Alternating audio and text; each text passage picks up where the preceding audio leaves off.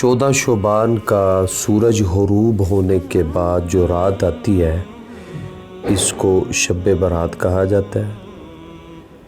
اس کے اور نام بھی ہیں لیلۃ المبارکہ برکت والی رات، لیلۃ الرحمہ رحمت والی رات، لیلۃ المغفرہ مغفرت والی رات، لیلۃ العتق جہنم سے آزادی کی رات، لیلۃ السک دستاویزات والی رات۔ یہ جو نام ہے یہ کوئی احادیث میں نہیں آئے، بلکہ حدیث میں عام طور پر اس رات کو لیلۃ النصف من شعبان کہہ کر اس کا ذکر کیا گیا ہے۔ البتہ اس رات میں جو خاص کام اللہ تعالیٰ کی طرف سے انجام پاتے ہیں، ان کی مناسبت سے جو بڑے بڑے علماء ہیں، امام رازی ہے، علامہ قرطبی ہے، قاضی بیضاوی ہے وغیرہ رحمہم اللہ تعالیٰ نے اس رات کو اپنی کتابوں میں ان مختلف ناموں سے ذکر کیا ہے۔ شب کہتے ہیں رات کو، برات کا معنی ہوتا ہے بری ہونا، تو کیونکہ اس رات میں بے شمار گناہوں کی مغفرت اور مجرموں کی بخشش ہوتی ہے، اس لیے اس کو شب برات کہا جاتا ہے۔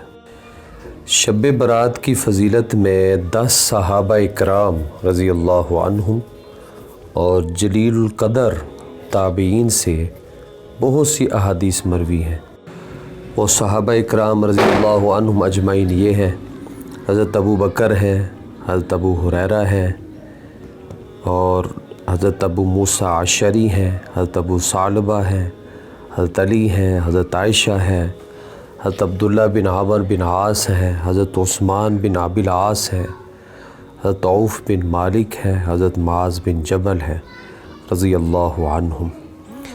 اسی طرح تابعین میں حضرت کثیر ہیں، حضرت عطا بن یسار ہے وغیرہ رحمہم اللہ تعالی۔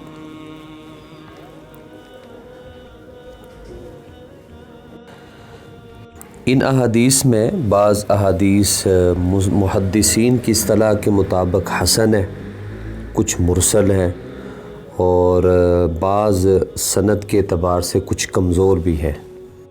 شب برات کے موقع پر کون سے اعمال کیے جا سکتے ہیں، کون سے اعمال کرنے چاہیے، تو بنیادی طور پر 3 طرح کے اعمال ہیں جن کا ثبوت ملتا ہے کہ شب برات کے موقع پر وہ کرنے چاہیے۔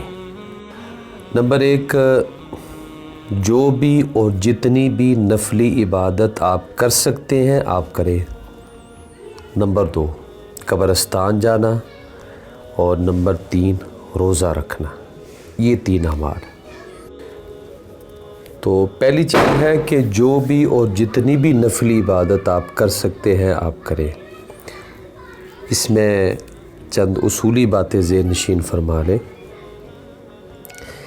پہلی بات یہ ذہن میں رکھیں کہ عبادت اس طرح کرنی چاہیے جس طرح اللہ اور اس کے رسول کی مرضی اور منشا ہے، کیونکہ دین شوق پورا کرنے کا نام نہیں ہے، دین اطاعت اور ماننے کا نام ہے۔ مثلاً آپ دیکھیں کہ آپ نماز پڑھتے ہیں اور 1 رکعت میں آپ 1 رکوع اور 2 سجدے کرتے ہیں، کیوں؟ یہ اللہ اور اس کے رسول کی منشا اور مرضی ہے۔ لیکن شوق کیا کہتا ہے؟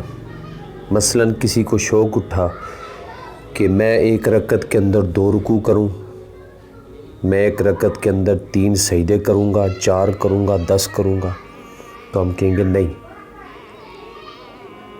دین شوق پورا کرنے کا نام نہیں ہے، اطاعت کا نام ہے۔ بے شک آپ کو شوق ہو رہا ہے، لیکن دین تو ماننے کا نام ہے۔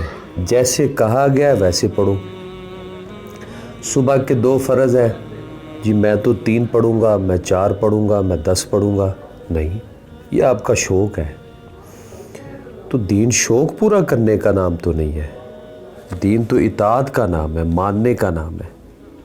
اب ہم دیکھتے ہیں کہ نفلی عبادت کے اندر مزاج شریعت کیا ہے، شریعت کی منشا اور مرضی کیا ہے۔ تو یاد رکھیں کہ اسلامی مزاج یہ ہے کہ فرائض کے اندر اعلان اور اجتماع ہو، اور نوافل میں انفرادیت اور اخفاء ہو۔ یہ شریعت کا مزاج ہے۔ فرائض میں اعلان اور اجتماع ضروری ہے، اور نوافل میں انفرادیت اور اخفاء ضروری ہے۔ اسلامی عبادات میں آپ دیکھیں تو فرائض اور نوافل کی تقسیم ملے گی۔ اگر اللہ تعالیٰ صرف بندوں کی مرضی پہ چھوڑ دیتے کہ جتنی دل میں آئی عبادت کر لیا کرو، تو شاید کتنے لوگ عبادت ہی نہ کرتے، اور اگر صرف چند رکعت مقرر فرما دیتے تو کتنے اللہ والوں کو یہ حسرت رہ جاتی کہ کاش اور عبادت کرنے کی اجازت مل جاتی۔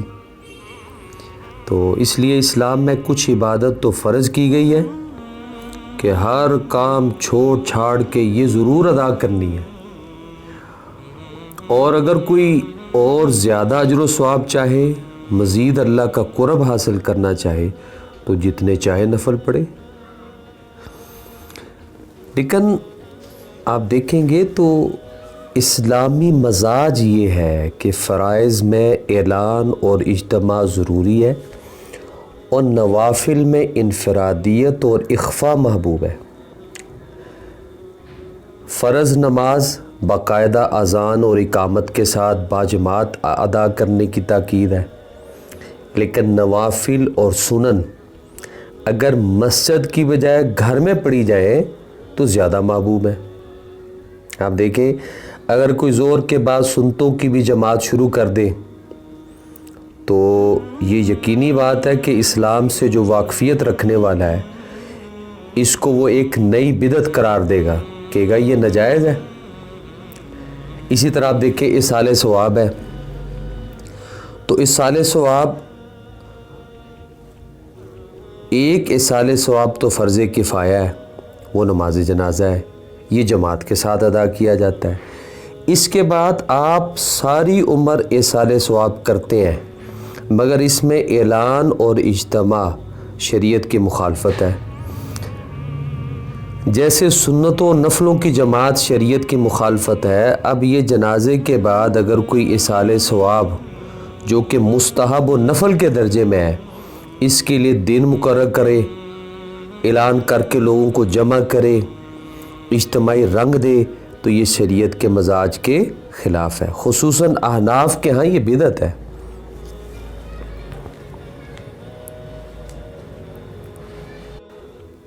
دوسرا اصول یاد رکھیں، جو فرائض ہیں، فرائض دین کا شعار اور علامت ہے، اس لیے ان کو جماعت کے ساتھ مسجد میں ادا کرنا ضروری قرار دیا گیا تاکہ دین اسلام کی شوکت کا مظاہرہ ہو۔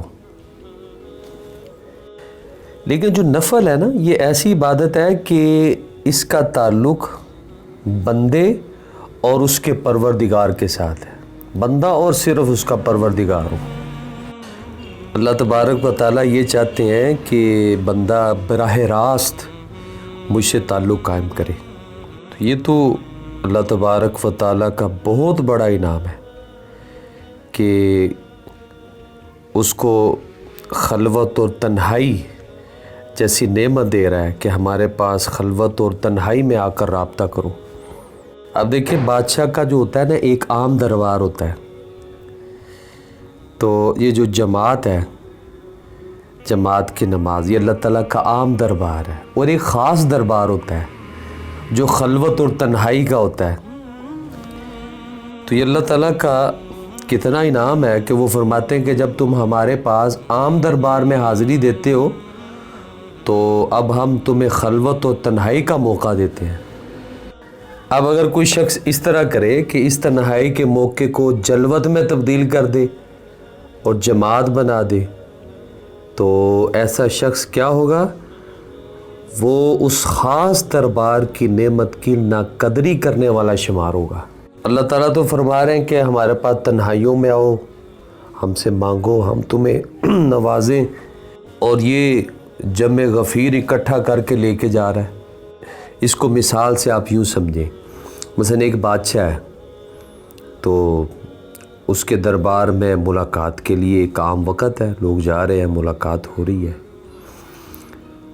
تو وہ جو بادشاہ ہے وہ کہتا ہے کہ آج رات تم نے اتنے بجے میرے پاس آنا ہے، میں نے کچھ پرائیویٹ باتیں تم سے کرنی ہیں۔ اب جب وہ ٹائم آتا ہے تو یہ آدمی کیا کرتا ہے، اپنے دوست احباب محلے دار اکٹھا کر کے بادشاہ کے دربار میں چلا جاتا ہے۔ تو کیا اس نے بادشاہ کی قدر کی یا نہ قدری کی؟ وہ تو یہی کہے گا نا کہ تمہیں میں نے تنہائی میں بات کرنے کا موقع دیا تھا کہ خلوت میں مجھ سے ملاقات کرو، رابطہ کرو، کیا مانگتے ہو، کیا چاہتے ہو، تم نے تو اس کی ناقدری کی ہے۔ تو نفلی عبادت کیا ہے؟ اللہ تعالیٰ سے تنہائی میں، خلوت میں مناجات کرنا، اللہ سے باتیں کرنا۔ تو خلاصہ یہ نکلا ان اصولوں کو سمجھنے کے بعد کہ فرض نماز کے علاوہ اور ان نمازوں کے علاوہ جو حضور صلی اللہ علیہ وسلم سے باجماعت ادا کرنا ثابت ہے، جیسے تراویح کی نماز ہے، کسوف ہے، استسقاء کی نماز ہے، ان کے علاوہ ہر نماز کے بارے میں افضل یہ ہے کہ انسان اپنے گھر میں ادا کرے۔ اچھا، جب فقہاء نے دیکھا نا کہ لوگ گھر میں جا کر بعض اوقات سنتیں چھوڑ دیتے ہیں، تو اس بنا پر حضرات فقہاء نے فرمایا کہ اگر سنتیں چھوٹنے کا خوف ہو، کسی کو سنتیں چھوٹنے کا خوف ہو تو وہ مسجد میں پڑھ لیا کرے، ورنہ اصل قاعدہ کیا ہے کہ گھر میں جا کر ادا کرے۔ اور نفل کے بارے میں تمام فقہاء کا اس پر اتفاق اور اجماع ہے کہ نفل نماز میں اصل یہ ہے کہ اپنے گھر میں ادا کرے، اور نفلوں کو جماعت کی شکل میں ادا کرنا فقہاء احناف کے نزدیک مکروہ تحریمی ہے، ناجائز ہے۔ مطلب کیا ہے، اگر کسی نے جماعت کے ساتھ نفل نماز پڑھی ہے تو ثواب کیا ملے گا؟ الٹا گناہ ہوگا۔ تو شب برات کے موقع پر پہلا عمل وہ نفل ہے، اور انفرادی طور پہ پڑھیں، اور بہتر کیا ہے کہ اپنے گھر میں ادا کریں۔ اس کے علاوہ آپ ذکر کریں، تلاوت کریں، استغفار کریں۔ حدیث میں آتا ہے کہ اللہ تبارک و تعالی شعبان کی 15ویں شب میں آسمان دنیا پر نزول فرماتے ہیں، اور قبیلہ بنو کلب کی بکریوں کے بالوں سے زیادہ لوگوں کی مغفرت فرماتے ہیں۔ یہ بنو کلب عرب کا ایک قبیلہ تھا، تمام قبائل سے زیادہ ان کے پاس بکریاں ہوتی تھیں، تو اس لیے اس موقع پر استغفار کریں۔ لیکن ایک بات ذہن نشین فرما لیجئے گا کہ استغفار کا معنی استغفار کی تسبیح نہیں ہے، بلکہ استغفار شریعت میں چند شرائط کو پورا کرنے کا نام ہے۔ وہ شرائط کیا ہے؟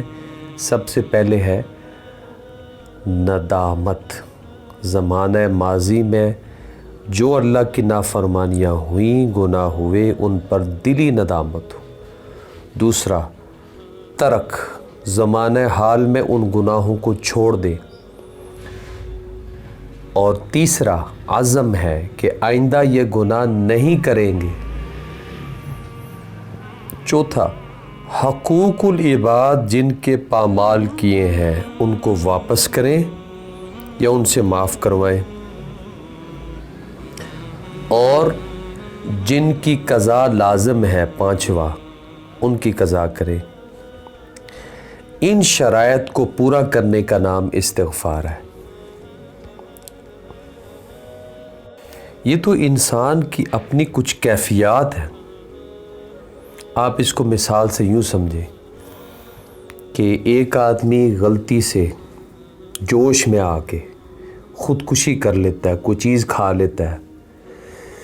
جب وہ زہر اس نے کھا لی اب اثر شروع ہوا، وہ زہر اس کا اندر کاٹنا شروع کر دیتی ہے۔ اب کیا اس کی کیفیت ہوگی؟ اب موت کے آثار شروع ہو گئے۔ اب وہ تڑپ رہا ہے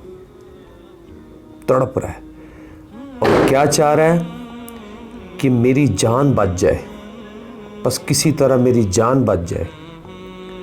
اور ساتھ وہ یہ بھی سوچ رہا ہے کہ ایک دفعہ جان بچ جائے، میں غلطی کر گیا ہوں، آئندہ میں ایسا نہیں کروں گا۔ بس توبہ کو سمجھ نہ ہو، یہ مثال ذہن میں رکھے۔ انسان نادانی کی وجہ سے گناہ کر بیٹھا، اب انجام نظر آ رہا ہے، اللہ کی ناراضگی، اس کی سزا، تو اب اس کی کیفیت کیا ہو؟ اپنے کیے پہ انتہائی نادم، اور کیا چاہ رہا ہے، کیا کہہ رہا ہے کہ ایک دفعہ اللہ کی ذات مجھے معاف کر دیں، چھوڑ دیں، آئندہ میں یہ گناہ نہیں کروں گا، نہیں کروں گی۔ تو بہرحال توبہ شرائط کو پورا کرنے کا نام ہے۔ اس کے لیے انسان بیٹھ جائے، کھڑا ہو، چل رہا ہو، ان کیفیات کو پورا کرے۔ اس کے بعد اگر استغفار کی تسبیح کرے تو انشاءاللہ وہ استغفار میں ہی شمار ہوگی۔ تو شب برات کے موقع پر استغفار بھی کریں، کیونکہ حدیث میں آتا ہے کہ حضور نے ارشاد فرمایا کہ جب شعبان کی 15ویں رات یعنی شب برات ہو تو ایک آواز دینے والا آواز دیتا ہے، فَإِذَا مُنَادٍ هَلْ مِن مُسْتَغْفِرٍ فَأَغْفِرَ لَهُ، تو آواز دینے والا آواز دیتا ہے کوئی مغفرت طلب کرنے والا، میں اس کی مغفرت کر دوں۔ دوسرا عمل جو حدیث سے پتہ چل رہا ہے شب برات کے موقع پر، وہ ہے قبرستان جانا۔ جیسے کہ حضرت عائشہ رضی اللہ تعالی عنہ کی روایت میں ہے کہ میں نے ایک رات حضور کو اپنے بستر پر نہیں پایا، میں آپ کی تلاش میں نکلی، تو کہتی ہیں کہ میں نے دیکھا کہ آپ بقیع میں ہیں، مدینہ طیبہ کا جو قبرستان ہے۔ یہاں ایک اصول ذہن نشین فرما لیں، بہت ہی اہم اصول ہے کہ جو چیز حضور علیہ الصلوۃ والسلام سے جس درجہ میں ثابت ہو اسی درجہ میں اس کو رکھنا چاہیے، ہم اس کو اس سے آگے بڑھا نہیں سکتے۔ حضور علیہ الصلوۃ والسلام کی ساری حیات طیبہ میں ایک مرتبہ جنت البقیع جانا وہ ثابت ہے، مروی ہے کہ آپ صلی اللہ علیہ وسلم شب برات میں جنت البقیع تشریف لے گئے تھے۔ اب چونکہ ایک مرتبہ جانا مروی ہے، اس لیے اگر کوئی زندگی میں ایک مرتبہ چلا جائے تو ٹھیک ہے۔ اب ہر شب برات کے موقع پر جانے کا اہتمام کرنا، التزام کرنا، اس کو ضروری سمجھنا اور اس کو شب برات کے ارکان میں داخل کرنا، شب برات کا لازمی جز سمجھنا، تو یہ اس کو آگے بڑھانے والی بات ہوگی۔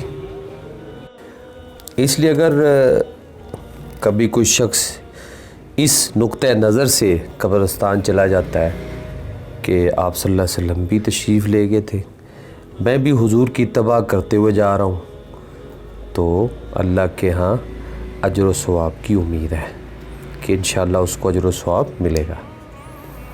لیکن اس کے ساتھ یہ بھی کرنا چاہیے کہ کبھی جائیں کبھی نہ جائیں، تاکہ جو اہتمام اور التزام ہے یہ باقی نہ رہے۔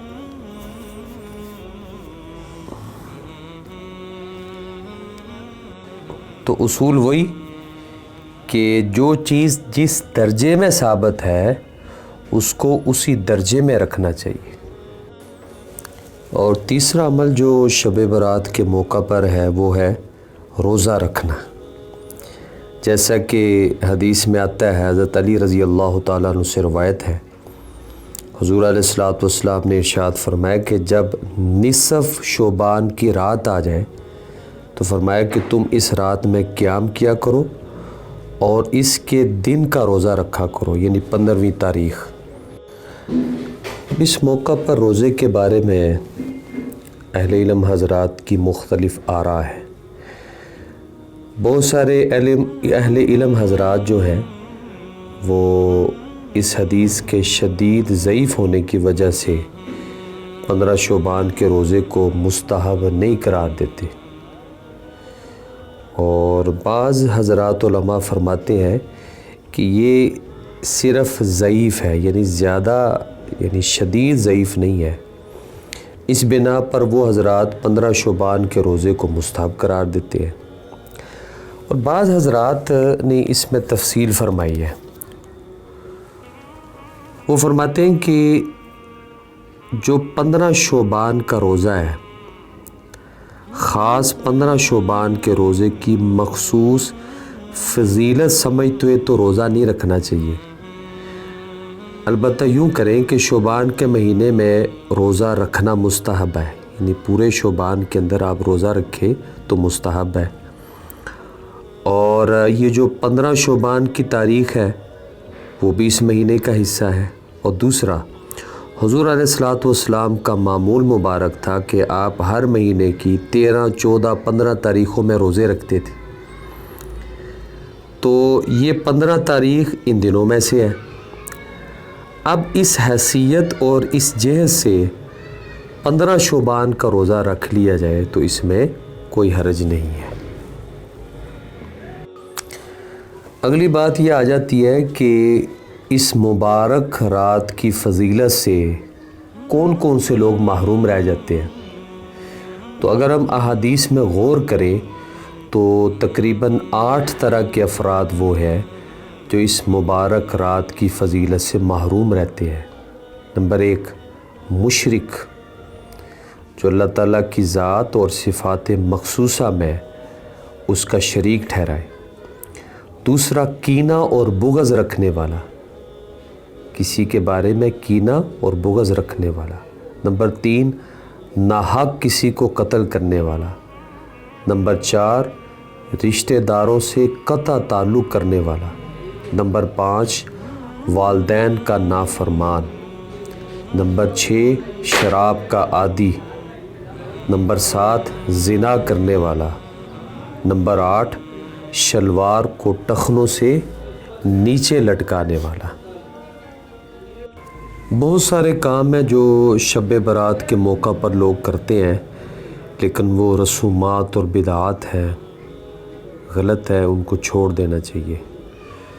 جیسے حلوہ بنانا، بعض لوگ شب برات کے موقع پر حلوہ پکاتے ہیں، حالانکہ اس رات کا حلوے کے ساتھ کوئی تعلق نہیں ہے، نہ کسی آیت میں نہ حدیث میں اس کا ذکر ہے، نہ صحابہ کرام رضی اللہ عنہم اجمعین کے آثار، تابعین، تبع تابعین کے اقوال، بزرگان دین کے عمل میں کہیں اس کا تذکرہ و ثبوت ہے ہی نہیں۔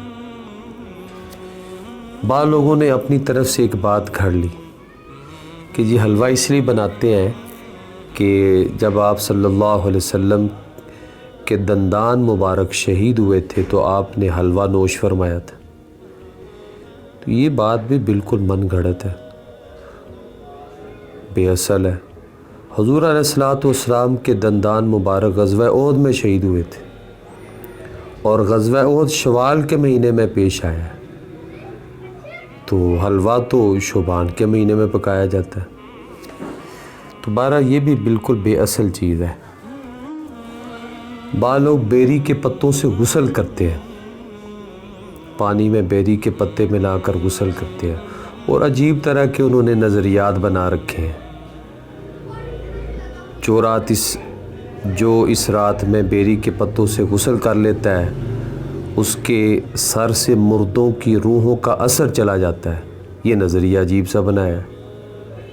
اور بعض کہتے ہیں جی اس کی وجہ سے مردے اپنے ٹھکانے پر پہنچ جاتے ہیں،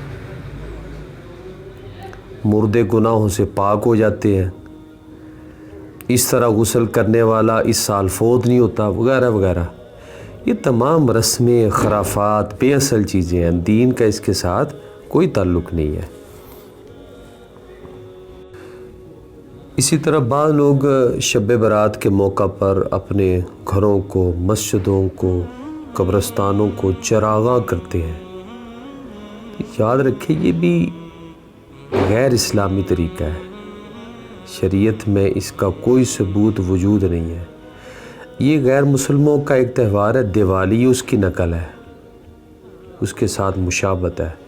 علامہ عینی رحمۃ اللہ علیہ نے لکھا ہے کہ یہ جو چراغاں کی رسم ہے اس کا آغاز یحییٰ بن خالد سے ہوا ہے، جو اصلاً آتش پرست تھا۔ جب وہ اسلام لایا نا تو اپنے ساتھ یہ آگ اور چراغ کی روشنی بھی لایا۔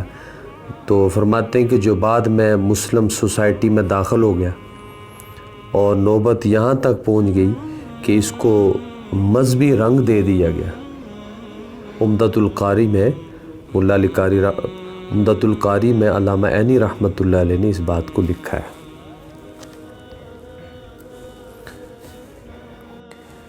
اسی طرح آتش بازی ہے، تو یاد رکھیں اس میں سب سے پہلی چیز وہ فضول خرچی ہے۔ فضول خرچی کہتے ہیں جہاں شریعت نے خرچ کرنا جائز نہیں قرار دیا، جہاں خرچ کرنا شرعی ضرورت نہیں وہاں انسان خرچ کرے، یہ فضول خرچی ہے۔ اور اسراف ہوتا ہے کہ جہاں خرچ کرنا جائز ہے وہاں ضرورت سے زائد خرچ کرنا، یہ اسراف ہے۔ تو یہ فضول خرچی ہے، اور اللہ تبارک و تعالی سورہ بنی اسرائیل میں ارشاد فرماتے ہیں ان المبذرین کانوا اخوان الشیاطین، کہ بے شک فضول خرچی کرنے والے وہ شیاطین کے بھائی ہیں۔ اور اسی طرح یاد رکھیں قیامت کے دن جو بنی آدم سے سوالات ہوں گے زمین پکڑ لے گی، ان سوالات میں ایک سوال یہ بھی ہوگا کہ مال کو کہاں خرچ کیا تھا۔ تو اس لیے آتش بازی کے اندر ایک تو فضول خرچی ہے، دوسرا سب سے بڑا پہلو دوسروں کو تکلیف دینا ہے۔ اب کوئی بیمار ہے، کوئی پریشان حال ہے، کوئی سو رہا ہے، اب آتش بازی شور اس کی وجہ سے اس کی نیند خراب ہو رہی ہے، کوئی بیمار ہے تو تکلیف بڑھ رہی ہے، پریشان حال ہے، پریشانی میں اضافہ ہو رہا ہے، اس کو تکلیف دی جا رہی ہے، تو یہ شریعت کی روح کے خلاف ہے۔ حضور علیہ الصلوۃ والسلام کا ارشاد ہے المؤمن من امنہ الناس علی دمائہم و اموالہم، صحیح معنی میں مومن وہ شخص ہے جس سے تمام لوگ اپنی جانوں اور مالوں میں مامون اور بے خوف و خطر رہیں، یہ حضور کا ارشاد ہے۔ شریعت میں تو یہاں تک حکم ہے کہ اگر کوئی سو رہا ہے تو آپ اس کے قریب اونچی آواز میں قرآن نہ پڑھیں۔ اسی طرح کسی کو ٹھا کر کے ڈرا دینا یہ بھی شریعت میں منع ہے۔ تو آتش بازی کی وجہ سے دوسروں کو کتنی تکلیف پہنچتی ہے، تو یہ بھی شریعت کی منشا کے خلاف ہے۔ اسی طرح بعض لوگ گھروں کو کیا کرتے ہیں، گھروں کا لیپنا پوتنا، نئے کپڑے بدلنا، اگربتی وغیرہ جلانا، اس کا اہتمام کرتے ہیں۔ تو یاد رکھیں کہ ان لوگوں کا عقیدہ جو حضرات فرماتے ہیں وہ یہ ہوتا ہے کہ وہ کہتے ہیں کہ اس رات میں مردوں کی روحیں گھر آتی ہیں، ان کے استقبال کے لیے ہم یہ کرتے ہیں۔ یہ بات بالکل غلط ہے۔ کہیں اس کا تذکرہ قرآن و سنت میں، اسلاف کے اقوال میں کہیں بھی پایا نہیں جاتا، اس لیے اس عمل کو بھی چھوڑ دینا چاہیے۔ بعض لوگ یہ کہہ دیتے ہیں کہ شب برات کی کوئی فضیلت نہیں ہے، کیونکہ اس کی فضیلت میں جتنی روایات منقول ہیں وہ سب ضعیف ہیں۔ تو دیکھیں ایک اصول ذہن میں رکھیے گا، خلاصہ ذہن میں رکھیے گا کہ جس طرح سارے حساب کا خلاصہ دو ہی قاعدے ہیں، جمع اور تفریق، بالکل اسی طرح حدیث کے سند کے راوی میں بھی بنیادی طور پر دو ہی باتیں دیکھی جاتی ہیں۔ پورے حساب کا خلاصہ دو ہی قاعدے ہیں، جمع اور تفریق۔ باقی ضرب مسلسل جمع کا نام ہے، تقسیم مسلسل تفریق کا نام ہے۔ اسی طرح حدیث کی سند کے راوی میں بھی بنیادی طور پر دو ہی باتیں دیکھی جاتی ہیں، ایک حفظ، دوسرا عدالت، یعنی اس کا حافظہ کتنا اچھا ہے اور وہ نیکوکار ہو، فاسق و فاجر نہ ہو۔ اگر راوی میں ضعف حفظ کی وجہ سے ہے تو اس کو محدثین ضعف قریب کہتے ہیں، کیونکہ مطابعت یا شواہد سے ختم ہو جاتا ہے۔ دیکھیں قرآن پاک میں اللہ تبارک و تعالیٰ نے دو عورتوں کی گواہی کو ایک مرد کی گواہی کے برابر قرار دیا ہے۔ وجہ یہ بتائی کہ اگر ایک عورت بھول جائے گی تو دوسری یاد دلا دے گی۔ اسی سے محدثین نے یہ اصول بنا لیا کہ اگر ایک حدیث کی دو سندیں ہوں اور دونوں میں ایک راوی ایسا ہو کہ جس کا حافظہ کمزور ہو تو دونوں سندیں مل کر وہ حدیث صحیح مانی جائے گی، اور اگر راوی عادل نہ ہو تو اس کو ضعف شدید کہتے ہیں۔ اس لیے احکام میں اس کی روایت حجت نہیں ہوتی۔ لیکن یاد رکھیں کہ فضائل اور تاریخ میں سرے سے عدالت شرط ہی نہیں ہے۔ حضور علیہ السلام کا ارشاد ہے، حدثوا عن بنی اسرائیل ولا حرج، بخاری و ترمذی میں ہے، بنی اسرائیل سے روایت کرو کوئی حرج نہیں۔ تو دیکھیں جب ترغیب و ترہیب کے واقعات کافروں تک سے روایت کرنے کی اجازت ہے تو یہ غیر عادل راوی کیا ان یہودیوں سے بھی بدتر ہے؟ کبھی نہیں ہو سکتا۔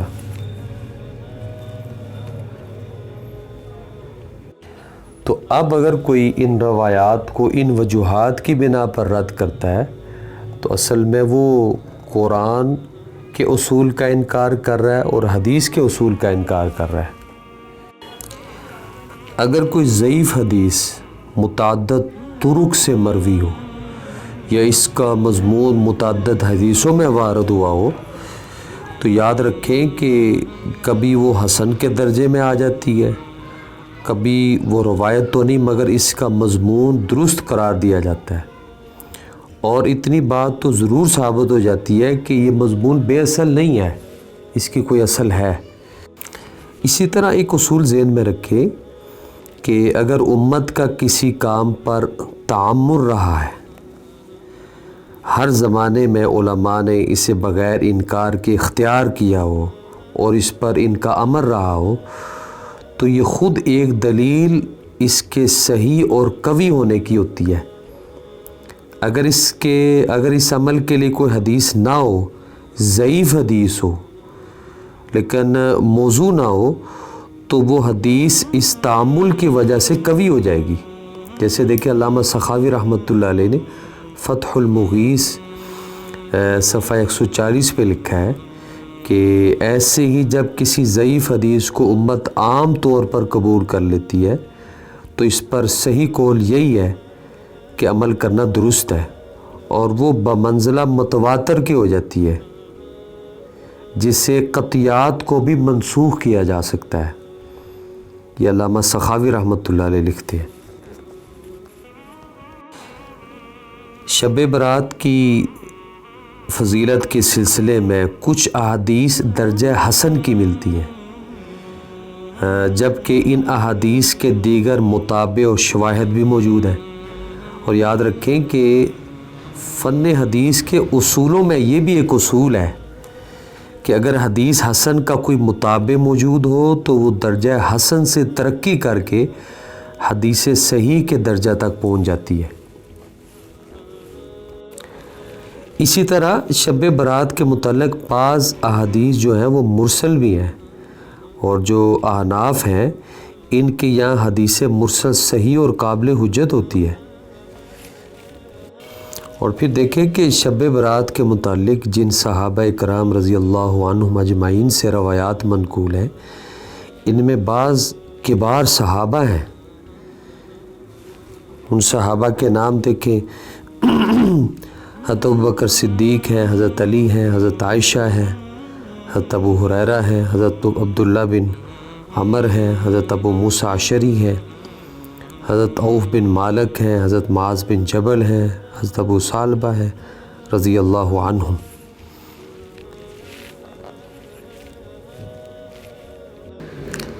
چنانچہ علماء اہل حدیث میں علامہ عبد الرحمن مبارک پوری فرماتے ہیں اعلم انہ قد ورد فی فضیلت لیلۃ النصف من شعبان عدۃ احادیث مجموعها يدل على ان لها اصلا۔ فرماتے ہیں کہ یہ بات جان لیجئے کہ 15ویں شعبان کی رات کی فضیلت کے سلسلے میں کئی احادیث آئی ہیں جو مجموعی اعتبار سے اس بات پر دلالت کرتی ہیں کہ 15ویں شعبان کی رات کی فضیلت کی اصل اور بنیاد موجود ہے۔ اس کے بعد چند احادیث نقل کرنے کے بعد فرماتے ہیں فَهَذِهِ الْأَحَادِيثُ بِمَجْمُوعِهَا حُجَّةٌ عَلَى مَنْ زَعَمَ أَنَّهُ لَمْ يَثْبُتْ فِي فَضِيلَةِ لَيْلَةِ النِّصْفِ مِنْ شُعْبَانِ شَيْءٍ۔ فرماتے ہیں یعنی یہ تمام حدیثیں مجموعی اعتبار سے اس شخص کے خلاف حجت ہیں جس نے گمان کیا کہ 15ویں شعبان کی رات کی فضیلت کے سلسلے میں کوئی چیز ثابت نہیں۔ تحفۃ الاحوذی جلد 3 ہے صفحہ 365 پہ۔ اسی طرح محقق ناصر الدین البانی نے شب برات سے متعلق روایات کو جمع کر کے ان کی اسنادی حیثیت کو اجاگر کیا ہے۔ تو یہ بحث کے اختتام میں انہوں نے جو مجموعی لحاظ سے بات لکھی ہے نا وہ یہ ہے، فرماتے ہیں کہ خلاصہ کلام یہ ہے کہ ان تمام طرق کے سبب یہ حدیث یعنی شب برات کے متعلق بلا شک و شبہ صحیح ہے، اور صحت حدیث تو ان طرق سے بھی کم سے ثابت ہو جاتی ہے جب تک کہ وہ شدید ضعف سے سلامت رہے، جیسا کہ حضرت عائشہ رضی اللہ تعالی عنہا کی حدیث کا معاملہ ہے۔ مطلب یہ ہے کہ اس کا ضعف شدید نہیں ہے، لہٰذا یہ تعدد طرق کی وجہ سے صحیح ہے۔ یہ ان کی کتاب ہے سلسلۃ الاحادیث الصحیحہ شیخ ناصر الدین البانی جلد 3 صفحہ 138۔